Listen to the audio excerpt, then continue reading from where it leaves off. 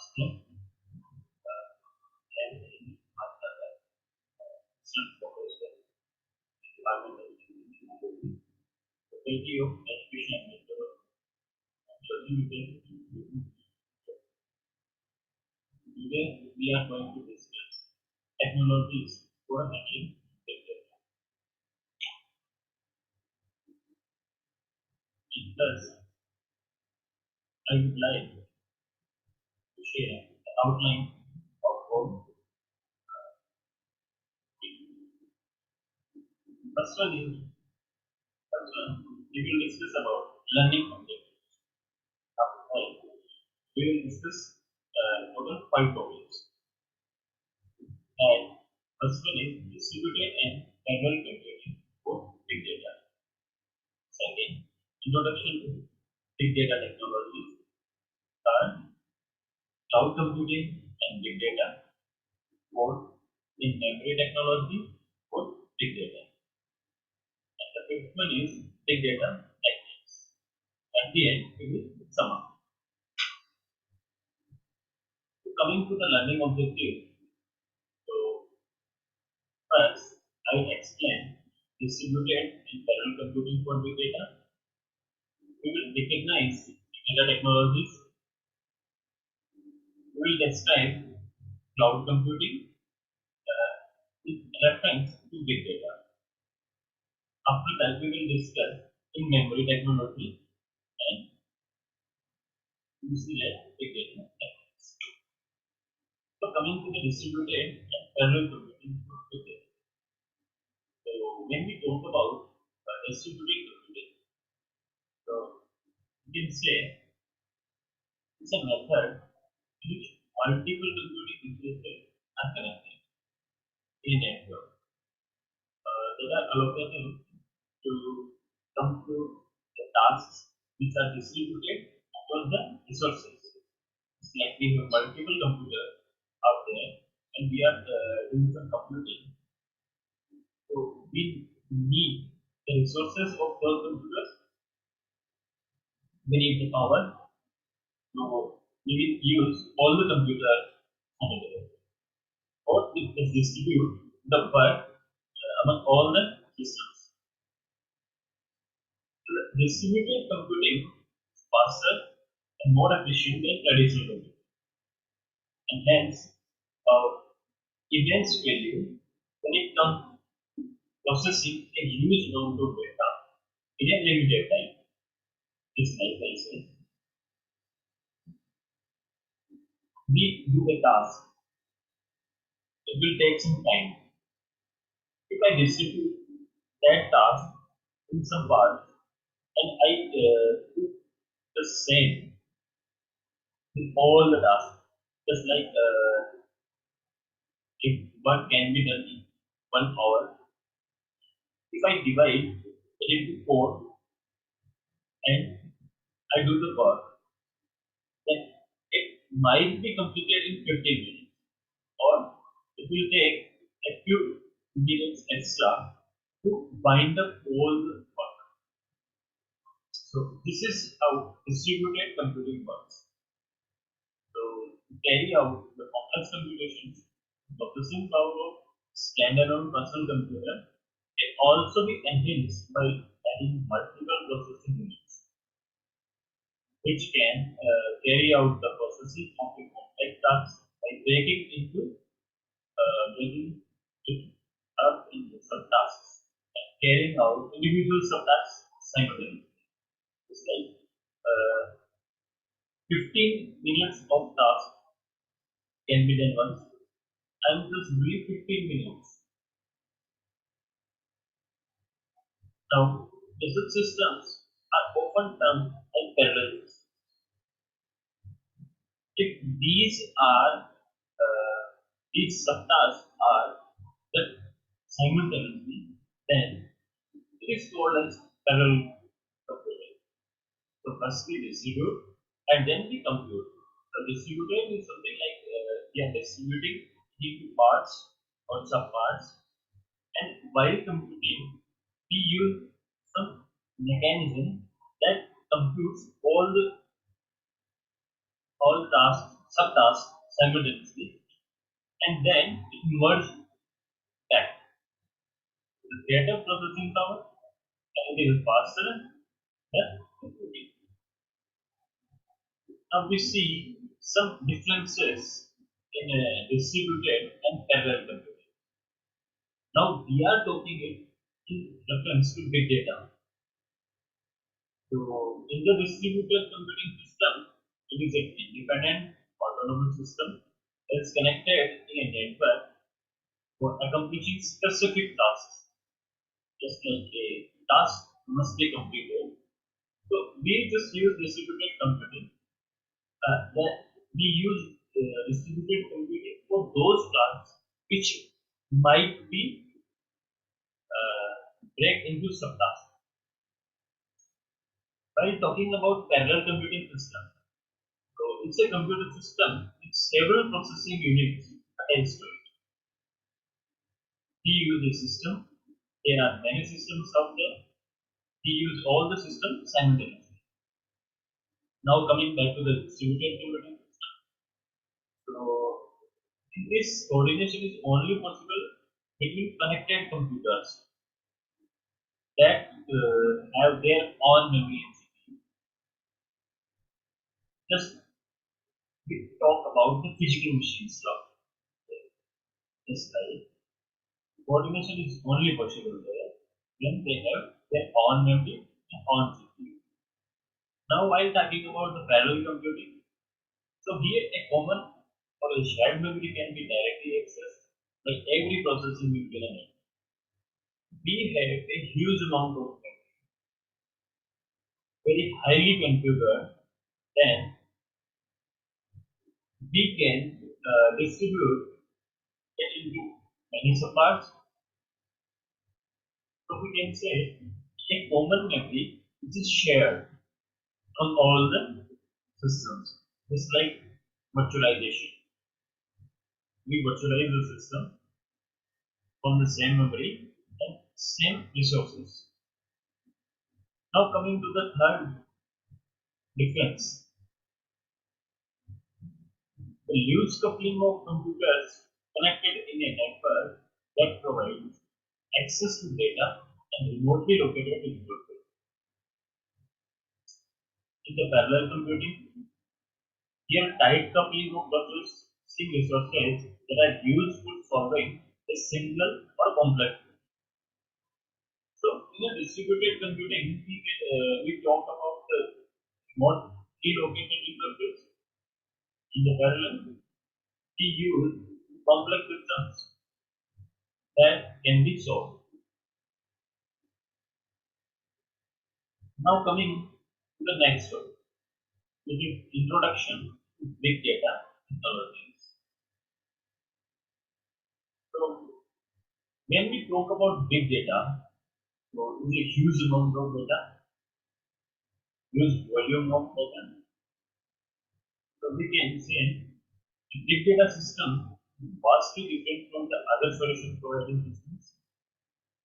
It is based on 7 weeks. This is 7 weeks. Okay. So these can be described as volume, velocity, variety, veracity, variability, value, and visualization. Now, if all these V's are included in big data systems.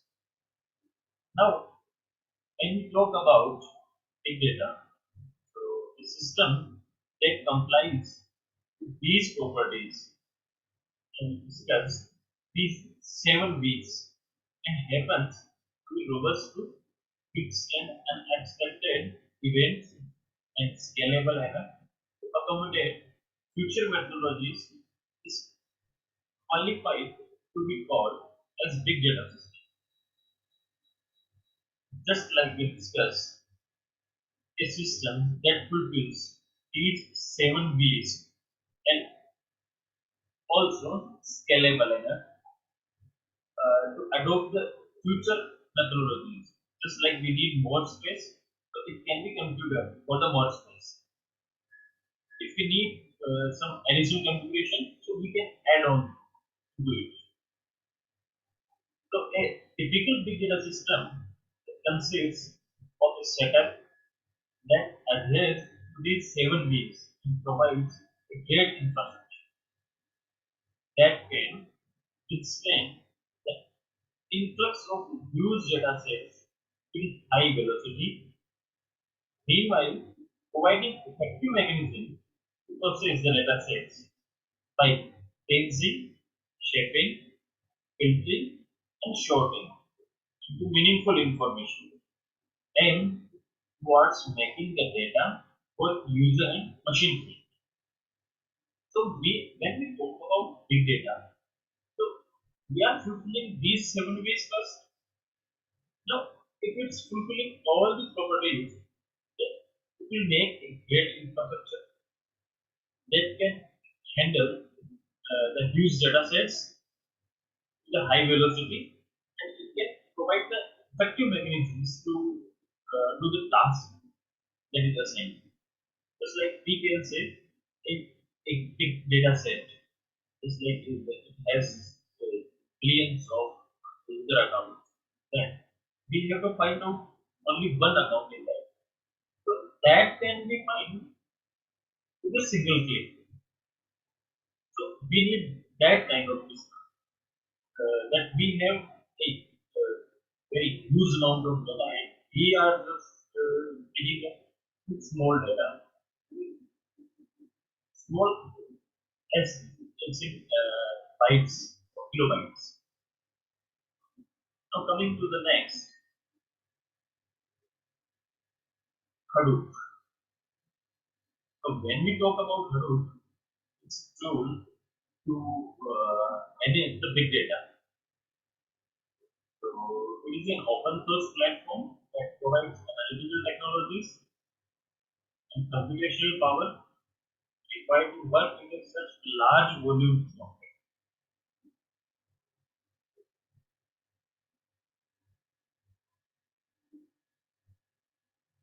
Hadoop platform provides an improved programming model which is used to create and run distributed systems quickly and efficiently.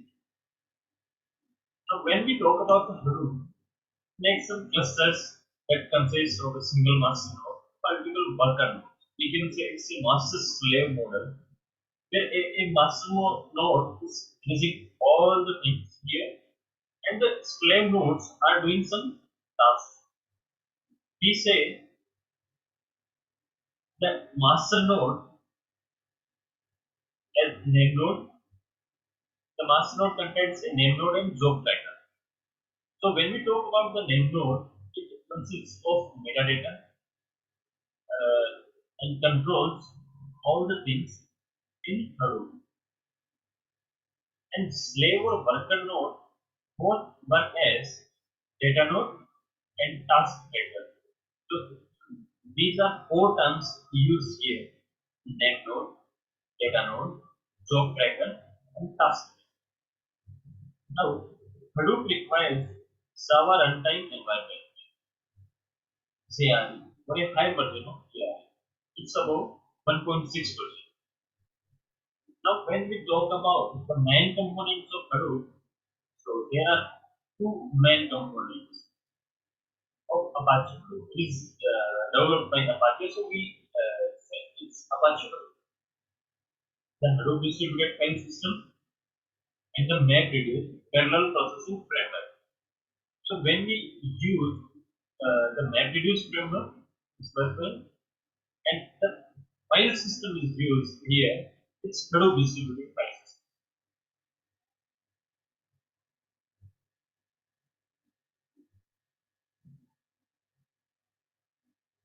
Now, Hadoop distributed file system is a fault-tolerant storage system in Hadoop. It stores large-size files from terabytes to petabytes across different terminals. The data is replicated into 3 nodes, 2 on the same rack and 1 on the different. The files in SDF is split into a large block size of 64 MB by default. So it might be typically 64 to 128 megabytes. So in normal systems we use 32 bytes or in KBs, but here we are using 64 MB. Like we use a block size of 64 MB. This amount of data can be stored here once, and each block of the file is independently replicated in multiple data nodes. When we talk about uh, big data or the distributed computing or parallel computing, so the task is separated, it's distributed among the system and it's calculated. Now, when we talk about the big data, so data can be lost, be stored at a one place. So it might be at multiple places. So that if the data center is due to some disaster or any other hazard, so the data can be set. So it is replicated in multiple data nodes. Data nodes are same nodes which contains the data. The name node actively monitors the number of replicas of a block. It is by default 3 times. When a replica of a block is lost due to data node failure or disk failure, the name node creates another replica of the block. Just like I said, if I have the data at multiple places, and if one place is burned out or something happens to it, then it can be recovered from another node. So the name node creates another replica of the block so that the data can be lost. Now we talk about programming language, that is R. So open source programming language and application environment, statistical computing, graphics. It is developed by R Foundation for statistical computing. When we talk about R, it is an interpreted language like Python. It uses a command line interpreter. It supports procedural as well as generic functional code, that is object-oriented programming. R is extensively used in data miners and statistics, providing a vast variety of graphical and statistical techniques with linear and non-linear modeling, time series analysis, classical statistical tests, clustering, classification, and others. R is easily extendable and implementable to functions and variable extensions. So we just use R language for the statistical purpose. Like we are calculating some data, we are analyzing this data, and we are calculating something on. And then, so this is all about introduction to big data technology. Next, we will talk about cloud computing and big data in the next session.